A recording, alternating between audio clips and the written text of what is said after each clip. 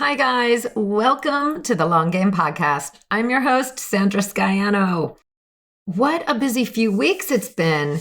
Here on the East Coast, the weather's been nice and life is starting to open back up.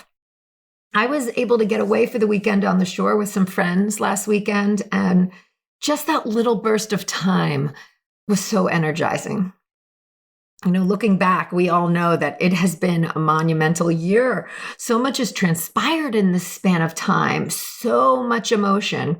And I remember posting on social media a photo of some street art, a painted storefront that said, "After the plague came the Renaissance." And as entrepreneurs, we ebb and flow and most definitely are influenced by what is happening around us and the state of affairs of the world. So maybe you're starting to feel inspired to create for your brand now. Go with that. Create a video, share your core values, teach your expertise, and be smart with what you create. Build out from it. Repurpose your work into new forms. I've been having the repurposing conversation so much lately. My clients and even the people who book consultation calls with me, they're making thoughtful, impressive content that's deep and penetrating in their respective industries. And then they come up against the same issue. They create and then keep it covered inside a program or one time on a podcast. And there's a way to use what you create in creative ways to take the spark and let it build out other branches of content ideas.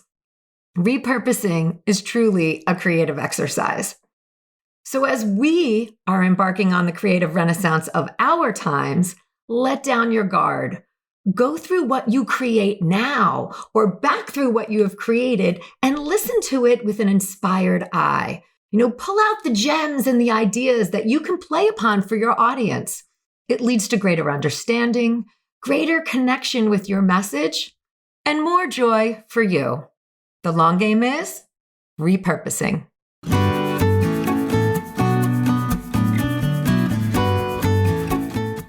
You're listening to the Long Game Podcast with Sandra Scaiano. In a world where everyone is doing, it's easy to get lost in a sea of comparison, secret tricks, and promises of overnight success. The long game is my approach to business. The actual day in and day out philosophy that you have to show up, you have to do the work, and there's no quick fixes for long-term success. I'm a web designer, digital strategist, and energetic thinker, and I'm here to share the process and lessons I experience with my clients daily who are going through the same struggles of building a business as you are. We'll hear from successful entrepreneurs sharing their long game strategies, and I'm fun, so we're going to have a little fun along the way too. Thanks for being here. Let's get to today's episode.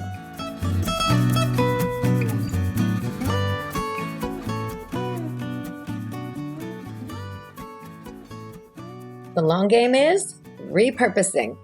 I'm so excited for today's topic because this is one of my favorite things to talk about and something that every small business owner should know how to do. This episode is chock full of ideas. Repurposing content is not just sharing it on every platform. It's making the most of what you make. When you repurpose content, you cut down on the time that you're working in your content machine. You're working smarter and you're making sure the content that you spend your time on gets the biggest bang for the buck. Because let's face it, although your content is great and valuable, you still have to share it and promote it. So first thing you need is some pillar content. No matter what industry you're in or what product or service you offer, there is content that you can and should be creating for your brand. So what is the content that you create for your brand? Pillar content is the content that at this time you're building your brand on. It's where you express your ideas, share your expertise, and what you use to attract an audience. A content pillar is something that supports your brand message. It's built on what you talk about and share consistently. It's got your brand themes in there. So it can take many forms, from a long-form blog post to a podcast to a webinar to even live video that you do for your brand. And this can also be content from or inspired by a course that you've created. So if you're starting to repurpose with pillar content, you've got the ability to make multiple pieces of content from one item. And that's the whole idea. Get more mileage from what you've spent the time creating. These pieces of content that we create, they're commitments. I spend a lot of time creating this podcast. They take ideas, they take research. There's time and coordination that goes into producing content. So if you just produce this content for your brand and then let it lie, you're not doing that last push that yields more results. We all know the measly reach that one social post garners, and that's why repurposing is so important and effective. It takes whatever idea or ideas you're talking about and extends them. If you're working your repurposing, you can get 8 to 10 to 12 to 15 additional pieces of content from one piece of pillar content. I mean, that's pretty amazing. So a few thoughts before I dig into my how to repurpose example. So there's a few ways to go about it. You can repurpose and place on different platforms, as well as create spin-off content. And I'll explain what I mean by this term. And then you can still repurpose if you are only using one or maybe two platforms. And many of my clients, they fall into this category. So you can just repurpose content into separate posts. So 8, 12, 15 pieces of content. That can seem daunting when you just spent all this time creating said content.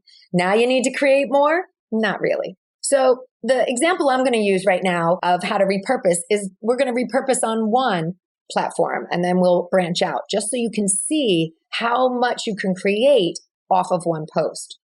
So this is a brainstorm session I had with a client where I was teaching her how to do repurposing for herself. And at this point, she was only using Instagram, so we focused there. And the idea was to create 8 to 10 additional items from that one blog post. So she's a health coach, integrative medicine practitioner. And in the blog post, she wrote about how her approach to food is so different than her childhood. She talked about how she now shops at the farmer's market and believes in supporting local, supporting farmers, to eating locally, to eating seasonally. And she made the contrast to her upbringing that then they didn't know where her food came from. And that wasn't even a thought to her mother. So got the scenario? Okay, now we're going to break it down into multiple items for this one platform. And since it's Instagram, the link in her bio would lead back to her blog or even back to this particular blog post. So number one, first thing you're going to do is post and share the blog post image itself. This one talks about what you have written and announces that it's there for the audience to dive into. 2, an IG story, like shopping locally at the farmer's market. Should I get this or should I get that? Number 3, a quote. Pull a poignant quote from the blog post. And in a long form blog post, there are many quotes to be pulled. So we usually do more than one in this scenario. So 4, create a live video or story from the farmer's market of you enjoying something locally made, like taking a bite, really diving in. Number 5, do a post of a beautiful seasonal salad that you created from items from your market trip. 6, do a post or story on the cookbook you mentioned in your blog post that you used to create your seasonal salad. And you can tag the author and also add any other foodie hashtags. 7, do a my favorite restaurant that also sources at the farmer's market. And this is important to who you are. So you're going to do the hashtag of eating locally, and you can tag your city and of course tag the restaurant and the farmer's market. And now this post is hitting your local food scene. Number 8, do a second quote. Again, make it support another interesting point from the blog post. 9, share a childhood memory or a vintage photo that relates to how it was different back then for you and how you grew up. Hashtag childhood memory. 10, teach something related to the topic in a post. This positions you as an expert and supports your brand efforts overall. And where appropriate here, adding captions and hashtags and all those good things that we do on social media. Okay, so we've got 10 now. And now we're going to take this concept further if you're using multiple platforms. And I just want to make a note that I make all of these unique posts rather than for each platform, rather than just sharing an Instagram post onto Facebook. Make it a unique post with its own captions that speaks directly to that audience. So 11, post on Facebook. 12, do a story on Facebook. 13, tweet the link. 14, share on Pinterest. 15, create a live video of you preparing the recipe or chopping vegetables while you talk about your views on food and how different they are than when you were raised. So we're up to 15 pieces of content here. You see how all of these posts that I've mentioned circle back to the main idea of the blog post? Each one is related and supports the idea. And together they are more than just linking to the post, which we do, but they take the overall concept and pull out content and imagery that supports and allows for conversation to take place. And this is what I call spin-off content. It's creating posts that aren't necessarily about what your exact post is, but it's related and it's about supporting ideas. So highlighting the cookbook, for example, or teaching something related to the topic. These concepts of spin-off content, they're directly related, but they're also an idea unto itself. So these repurposed pieces also enable you to dive further into the communities of the content you're talking about, using hashtags and tagging and all of those features and keywords depending on what platform you're on.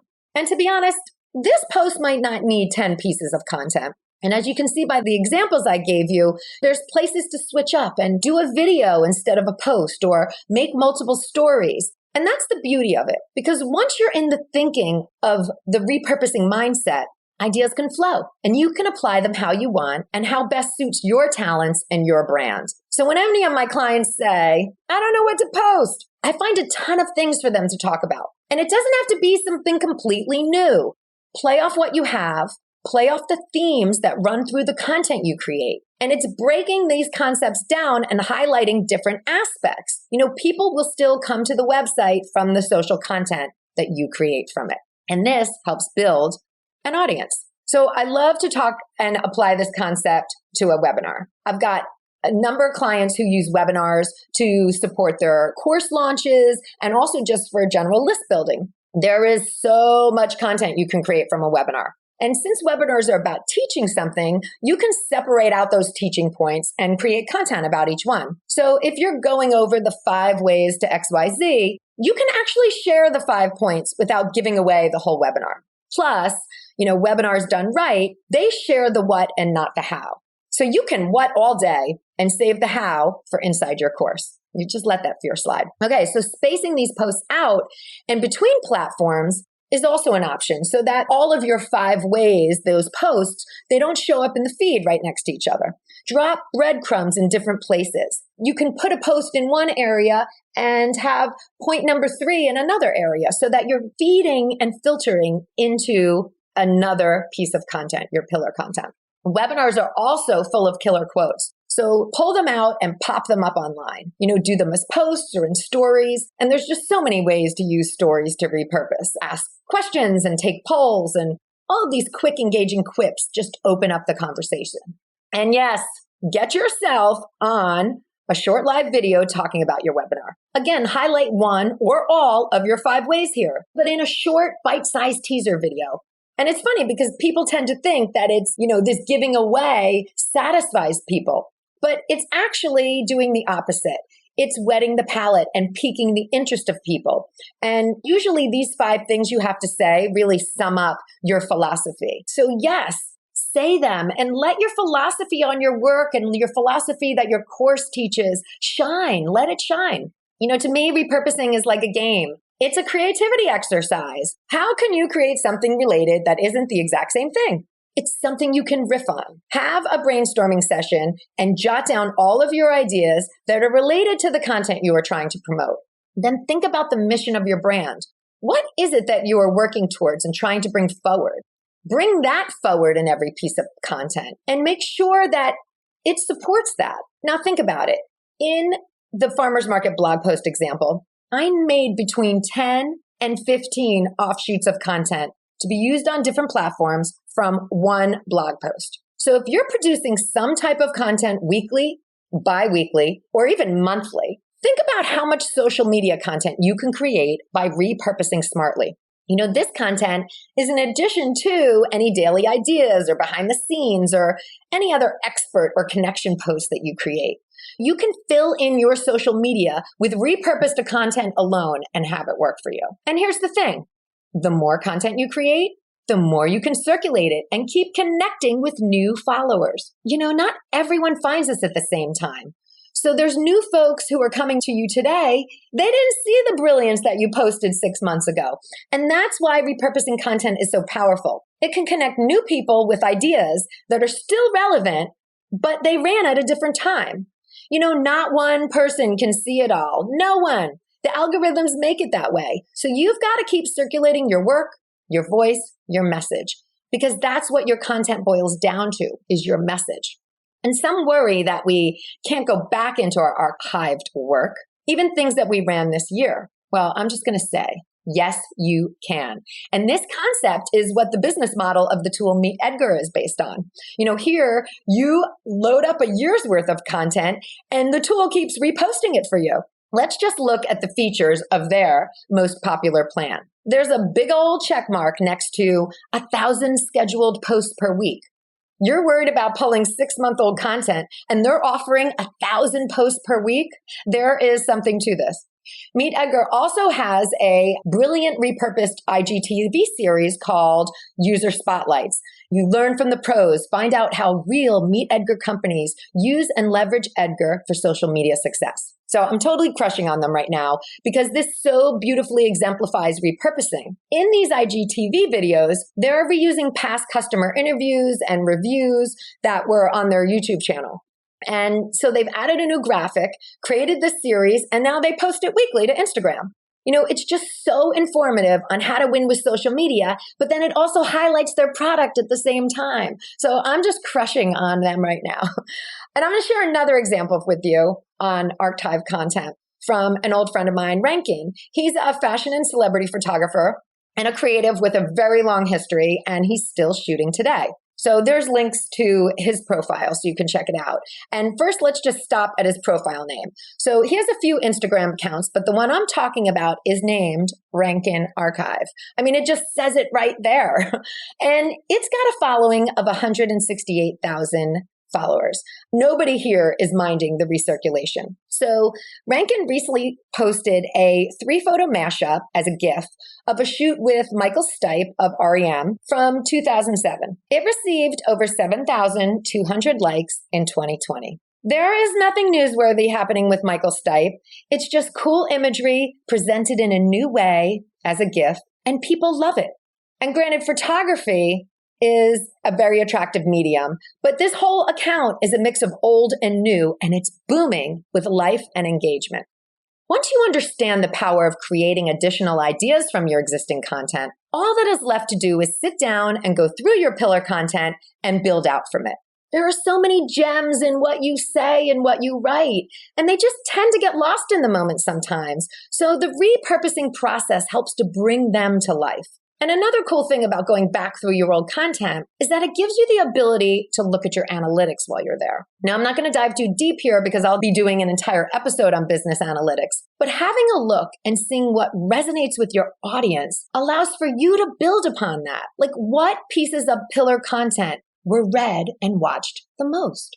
Those are the ones to start with. And those are the ones whose content is most relevant to build out. And remember, with repurposing, we are driving traffic back to this original piece of content so that the more on target it is for your audience, the better response you're going to get, the more engagement you're going to get, the better retention you will get. And one last thought on this subject is that once you identify a piece of content that's hitting all those notes with your audience, think about how you can add a content upgrade to capture those folks right there on the page. So a content upgrade is an opt-in offer that you place at the end of a piece of content. So it invites people to join your list, like to receive a download or further free information on whatever subject you're talking about. And this is just building on the repurposing efforts. If someone makes it to the end of the piece of content, they are engaged. And perhaps there is more that you can provide them. A worksheet, a resources list, whatever it is. This upgrade converts them from content readers to list members, where then you can further nurture the relationship. And you don't have to do content upgrades on all of your content. There's an overwhelmed thought right there. But that's why we look at analytics of our pillar content so that we can see which ones are worth spending the time on. All right, we've covered a lot today. And some of these concepts I'm going to build out, and they're going to be their own podcast episodes upcoming. But for now, here's the 1, 2, 3 on repurposing. 1, Create your great piece of pillar content. 2, create ways to repurpose the content and drive more eyeballs to it. Brainstorming. 3, check your analytics and see what's resonating. 4, keep repurposing. And 5, choose a popular piece of content and add content upgrade to it. That's it. Now get out there and get creating. As always, if you have questions or comments, hop on to thelonggamepodcast.net and click the Speak to Me button. Oh, and next week, I've got a great guest who we have an amazing conversation that is just the perfect talk for the halfway point of the year. So be sure to listen, and I'll see you then. Thanks for joining me today. You can access more info in the show notes at thelonggamepodcast.net. If today's show connected with you in some way, please share it with your friends or hop on iTunes and leave me a review. Until next time, keep playing the long game.